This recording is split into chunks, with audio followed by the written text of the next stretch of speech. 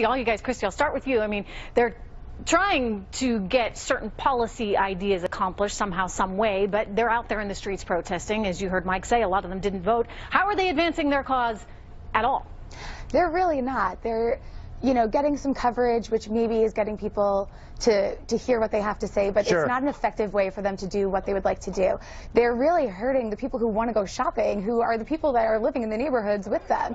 Those people want to go for Black Friday. They're not really hurting the businesses, and they don't really have their goals defined very well. They kind of are all over the place in what they actually want to achieve here.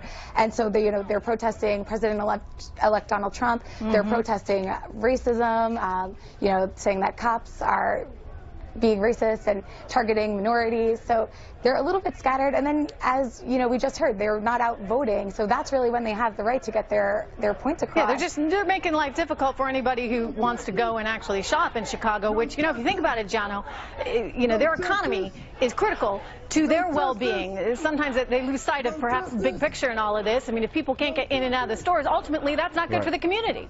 Yeah, you're right, Trish, and I'm from Chicago. I lived just a matter of a couple of blocks from where they're currently protesting, or where they were protesting. I want everybody to think about this number, because I believe this is a very powerful number. 47% is the representation of African Americans between the ages of 20 and 24 years old. Those folks are largely unemployed. So the folks that happen to be employed and may have a job downtown Chicago, those that are lucky enough to have that, they have to think about what these protests are doing in terms of these individuals' employment. In addition to that, I agree with the fact that this Black Lives Matter theme largely hasn't had real policies, prescriptions, and a way to get it done. I think that's problematic on many levels. And I think if they're going to do something like this, maybe they should say, hey, let's bring all folks to the table to talk about these very systemic issues in our community. Well, I think okay, so you're getting back to the sort of the root issue that all lives matter, not just Black Lives Matter. We should bring everyone into this equation to improve life for everyone. Stuart, Trish, may I? Yes. Yeah, go ahead.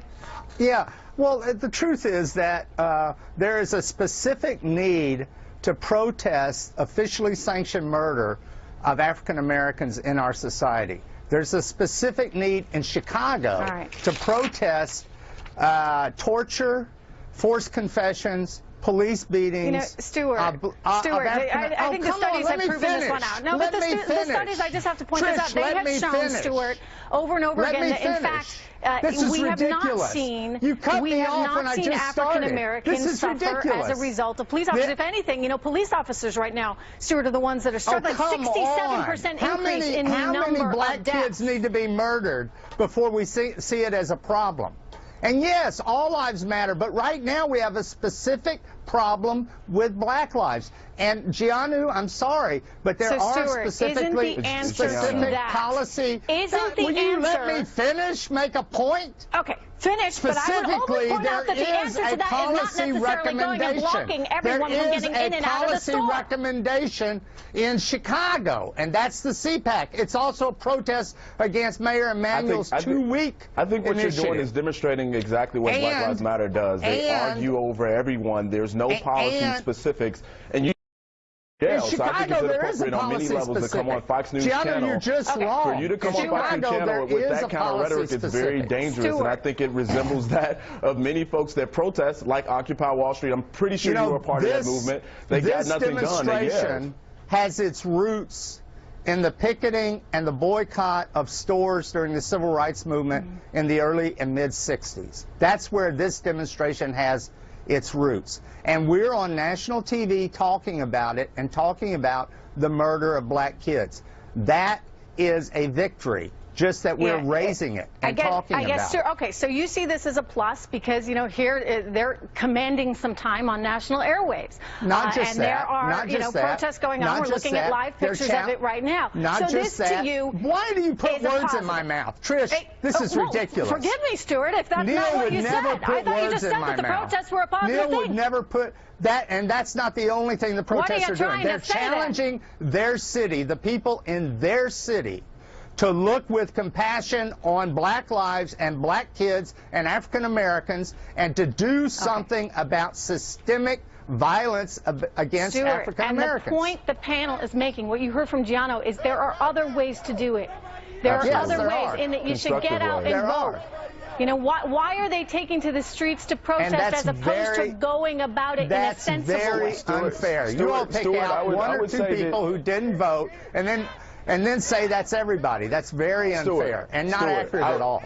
Stuart, I would ask that you join with me. Stuart, I would ask that you join with me as we come up with some policy solutions to target the criminal justice reform. So we need criminal justice reform, and I think I'd be happy to do that.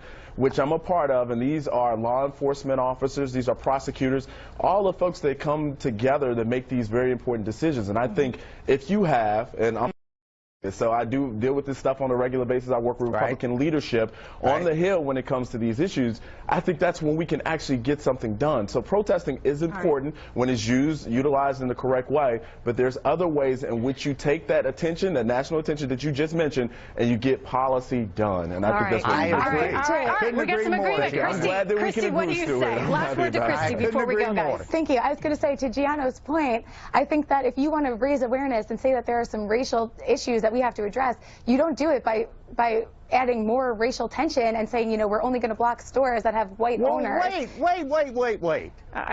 you look at their Facebook, that's what it is. You can't say that. And if you want to look at the facts, Stuart, you have to